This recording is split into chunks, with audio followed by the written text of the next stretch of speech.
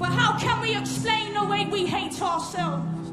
The things we've made ourselves into, the way we break ourselves into, the way we overcomplicate ourselves. But we are still mythical. We are still permanently trapped somewhere between the heroic and the pitiful. We are still godly. That's what's made us so monstrous. But it feels like we've forgotten that we are much more than the sum of the things that belong to us. Empty skies rise over the benches where the old men sit, and they are desolate and friendless, and the young men spit. Inside they are delicate, but outside they are reckless, and I reckon these are our heroes. These are our legends. The face on the street you walk past without looking at. The face on the street that walks past you without looking back. The man in the supermarket trying to keep his kids out of his trolley. The woman by the park bench struggling with her brolly. Every single person has a purpose in them burning. Look again. Allow yourself to see them.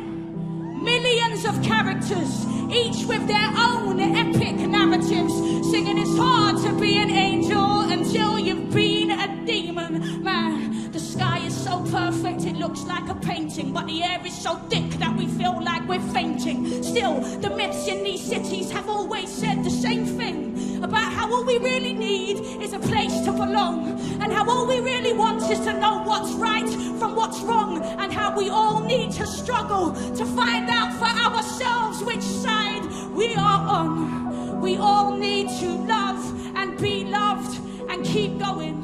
And alright, there's no monsters to kill. There's no dragon's teeth left for the sowing. But what there is the flowing of rain down the gutters. What there is are these muttering nutters. What we have here is a brand new mythic palette. You know, the parable of the mate you had who could have been anything, but he turned out an addict. The parable of the prodigal father returned after years in the wilderness. Our morality is learned through our experiences gained in these cities, in all of their rage and their tedium. And yes, our colours are muted and greyed, but our battles are staged all the same. We are still godly. Call us by our names. We are perfect because of our imperfection. We must stay hopeful. We must stay patient, because when they excavate the modern day, they'll find us, the brand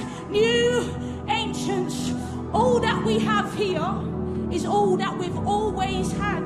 We have jealousy, tenderness, curses and gifts. But the plight of a people who have forgotten their myths and imagine that somehow now it's all that there is a sorry plight.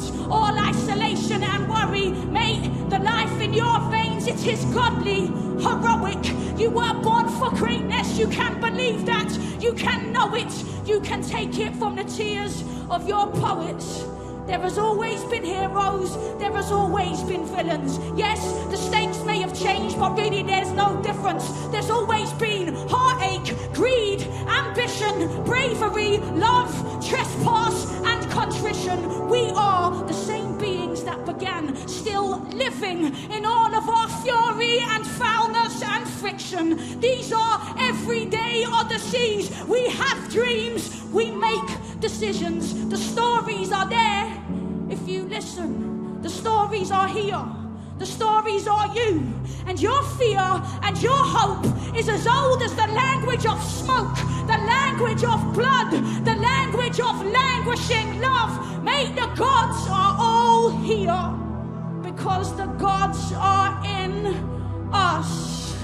The gods are in the betting shops. The gods are in the cafe. The gods are smoking fags out the back.